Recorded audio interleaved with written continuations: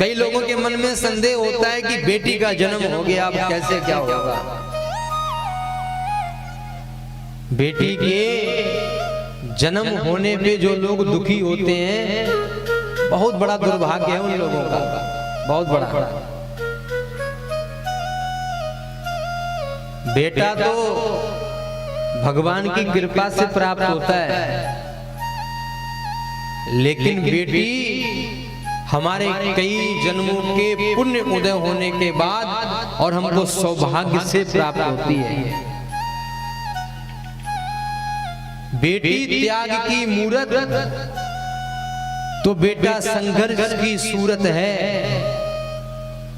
बेटी त्याग की मूरत तो बेटा संघर्ष की सूरत है। कैसे कहूं महान किसी एक को, कैसे कहूं महान किसी एक को, घर के आंगन में दोनों की जरूरत है। और बेटी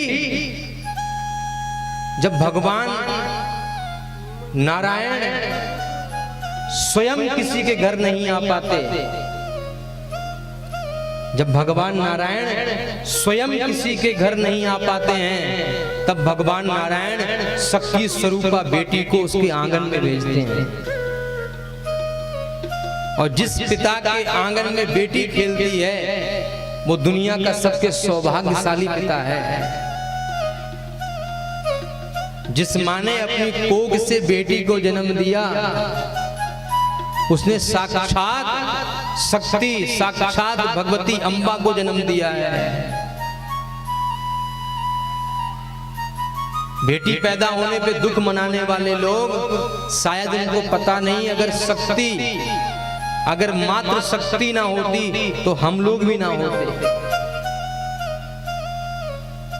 हम सबकी अगर आज देह है तो एक स्त्री की वजह से है, एक बेटी की वजह से है। कई घरों में बेटी पैदा होने पे उदास हो जाते हैं। अच्छा, सबसे बड़ा दुख वहां पे होता है जिस माँ ने 9 महीने अपने पेट में एक संतान को रखा हो, और रखने के बाद जब जन्म होता है, जन्म के समय सास ससुर इस बात की उम्मीद लगाए हों इस बार तो बिटवा होगा, और हो जाए बेटी, तब उस बहू के लिए इतने इतने अपशब्द कहे जाते हैं। कई बार तो गंदे गंदे शब्दों का प्रयोग किया जाता है। बहुत घरों में ऐसा है। बेटियां कोई बेटों से कम थोड़ी हैं। अगर भगवान ने जो कुछ भी दिया है स्वीकार करो। बेटी है तो सौभाग्य है, बेटा नहीं है भगवान की मर्जी। और जो चीज भगवान आपको दे उसमें प्रसन्न होना चाहिए। भागवत जी की कथा है, आत्मदेव के कोई पुत्र नहीं था, कोई संतान नहीं थी। आत्मदेव अपनी आत्महत्या करने के लिए जा रहा था। रास्ते में एक संत मिले, संत ने एक फल दिया कि ये फल अपनी पत्नी को खिला देना, तुम्हारी पत्नी के पुत्र हो जाएगा, संतान हो जाएगी। जब भी हमारे जीवन में किसी चीज की आवश्यकता हो और वो चीज भगवान हमको देना नहीं चाह रहा हो, तो कभी जिद नहीं करनी चाहिए। भगवान हमको वही चीज देता है जिसमें हमारा हित होता है। जिसमें हमारा हित नहीं होता है, भगवान वो हमें कभी देता ही नहीं है। जब तक आत्मदेव जी के संतान नहीं थी, आत्मदेव जी परम प्रसन्न थे। संत के पास गए, संत ने फल दिया, पत्नी को लाकर के आत्मदेव जी ने खिलाया। पत्नी ने खाया नहीं, पत्नी ने गाय को खिला दिया, गाय के बच्चा हो गया। और पत्नी ने अपनी बहन से बच्चा लिया, वो धुंधकारी। बिना संत की आज्ञा से संत ने पहले बहुत मना किया कि ऐसा मरो मत, कुछ मत करो। जब हट करी तो संत ने फल दिया, फल भी दिया। कहा जाकर के खिला देना, खिलाया नहीं, ला करके दे दिया। दिया तो जो गाय के उत्पन्न पुत्र हुआ वो गोकर्ण हुआ, जो उसकी बहन के हुआ वो धुंधकारी हुआ।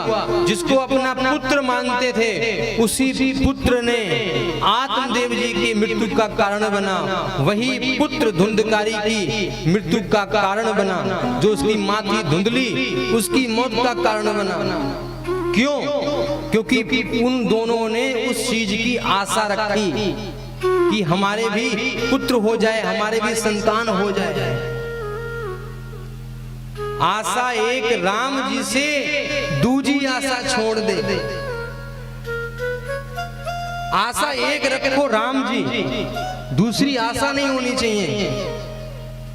और आशा क्या रखी कि हमारे संतान हो। संतान तो हुई, कैसी हुई? कुख्यात हुई, जो खुद के ही मौत का कारण बन गई। बेटी हुई,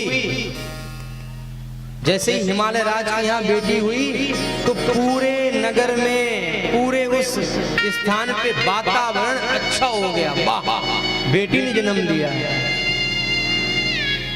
देवी देवता सब बड़े प्रसन्न हैं। माता पार्वती का जन्म हो गया। अच्छा, पार्वती जी का जन्म हुआ।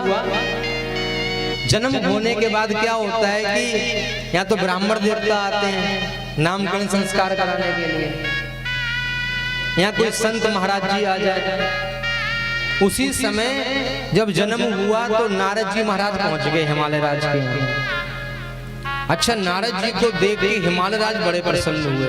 आओ महाराज, आओ विराजो, बड़ी कृपा करी। अभी अभी बेटी ने जन्म लिया, आप आए बाबा और भी अच्छा हो गया।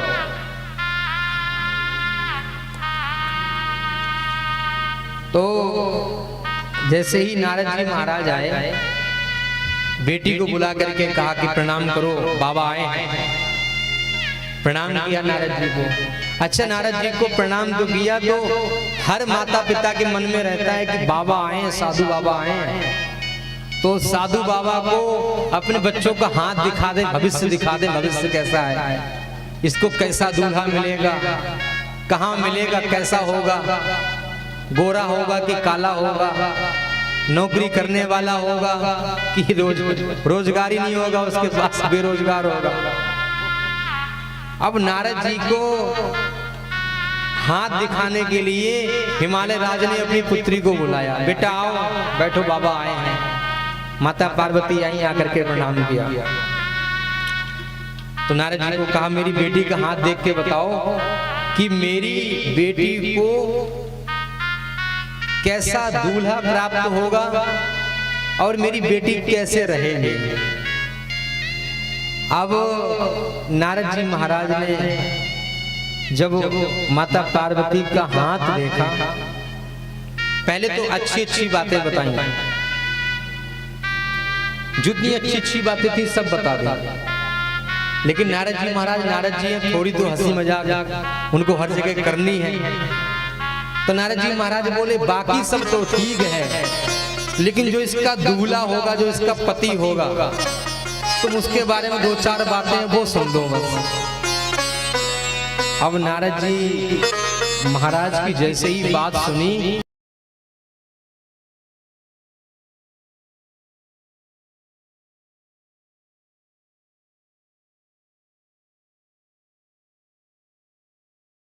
बर है जो दूल्हा बनेगा